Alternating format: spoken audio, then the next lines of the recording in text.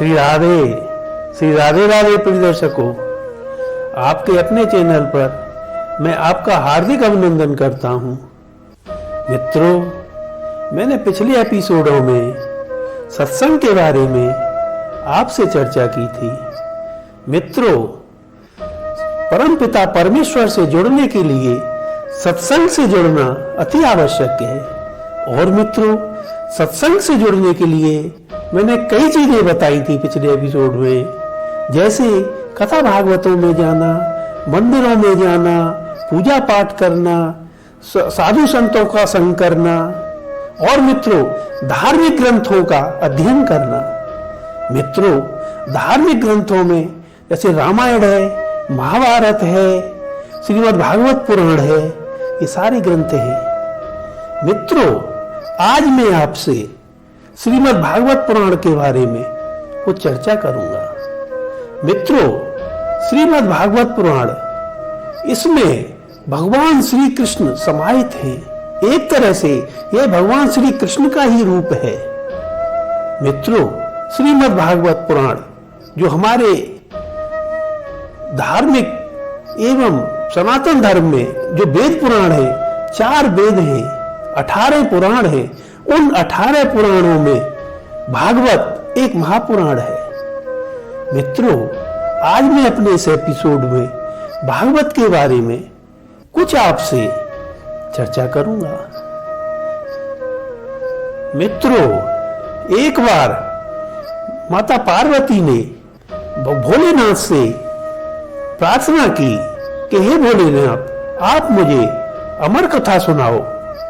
तब भोलेनाथ ने कहा, ठीक है, मैं आपको अमर कथा सुनाता हूं, मगर आप मेरे साथ साथ हुंकारे भरना।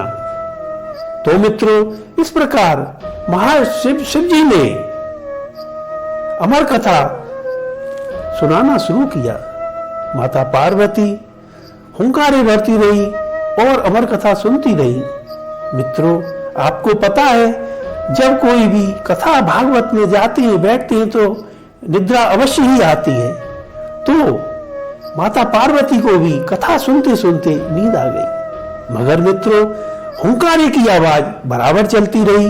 शिव जी ने समझा कि पार्वती जी सुन रही हैं, तब वो अपनी कथा कहते रहे। जब अंत में जाके कथा खत्म हुई तो उन्होंने देखा कि माता पार्वती तो सो रही है, मगर ये हुंकारों की आवाज कहां से आ रही है। मित्रों, जब शिव जी ने चारों तरफ देखा तो उन्होंने देखा कि एक तोता वहां बैठा हुआ है। तब उसने कहा कि इसने तो सारी अमर कथा सुन ली है। उनको बड़ा क्रोध आया और क्रोध में उन्होंने उसको मारने के लिए अपना त्रिशूल चला दिया। अब तो मित्रों, तोता वहां से उड़ा और तीनों लोकों में भ्रमण करता रहा, त्रिशूल उसके पीछे, मगर मित्रों उसको कहीं भी छुपने की जगह नहीं मिली। तो मित्रों, जब उड़ता हुआ तोता वेदव्यास जी के आश्रम के पास पहुंचा तो उस समय वेदव्यास जी की पत्नी को जमाई आई और उन्होंने जैसे ही मुंह खोला तो जो तोता था उसने अपना सूक्ष्म रूप धारण करके और मुंह के रास्ते से वेदव्यास जी की पत्नी के गर्भ में प्रवेश कर लिया। और त्रिशूल जो था भगवान शिव का, वो वहां से फिर अंतर्ध्यान हो गया।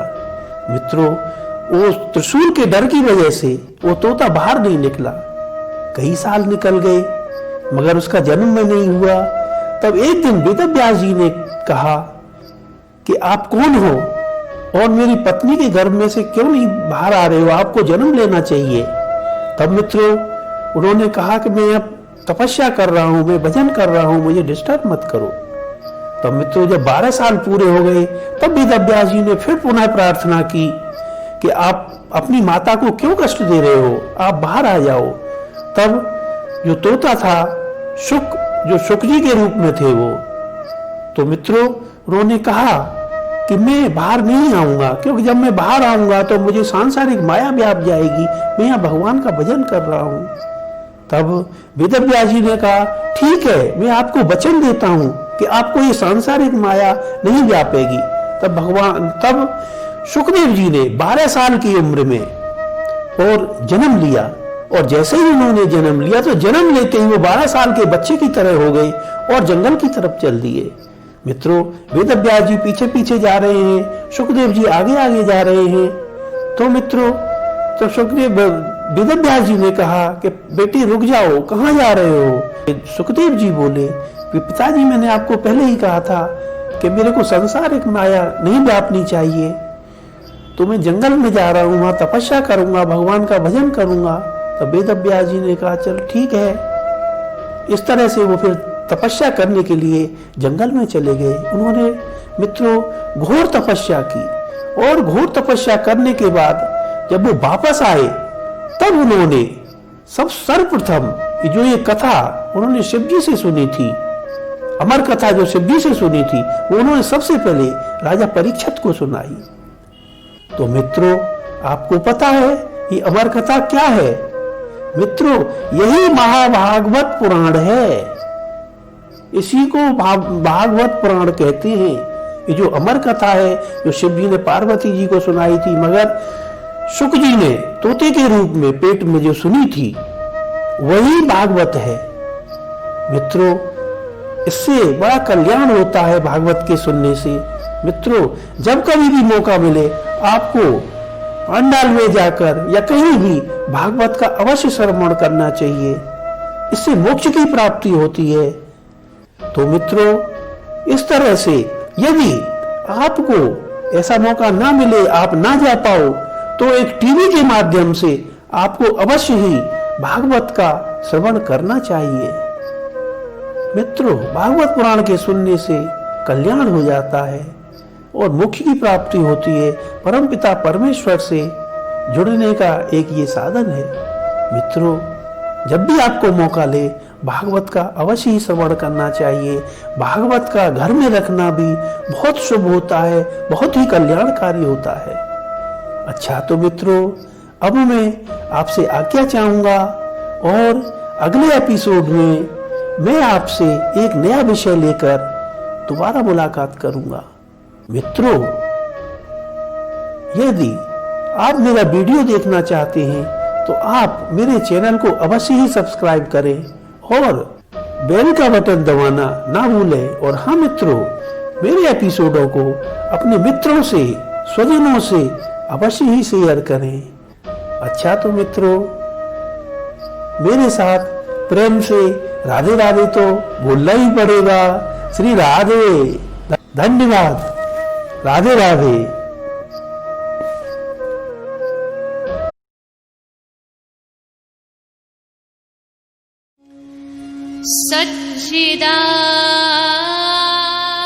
सच्चिदानंद रूपाय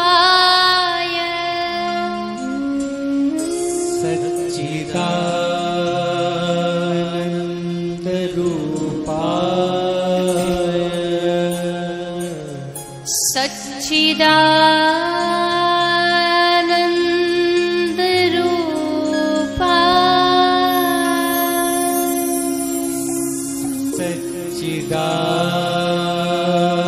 सच्चिदानंद रूपाय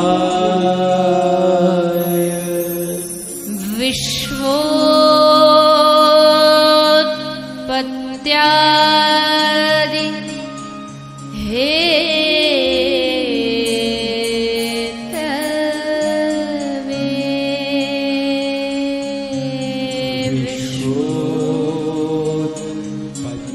विश्वोत्पत्त्यादि हेतवे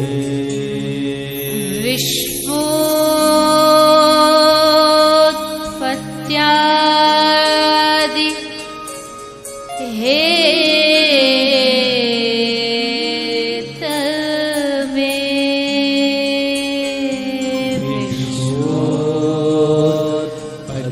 विश्वोत्पत्त्यादि हेतवे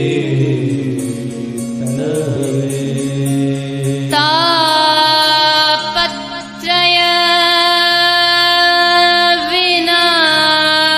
विनाशाय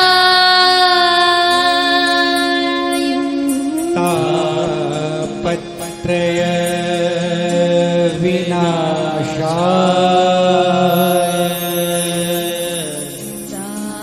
तापत्रय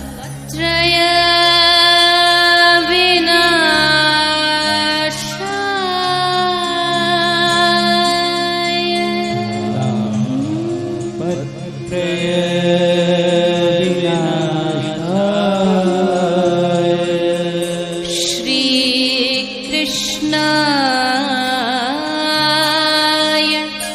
वयं नुमः। कृष्णाय वयं श्रीकृष्णाय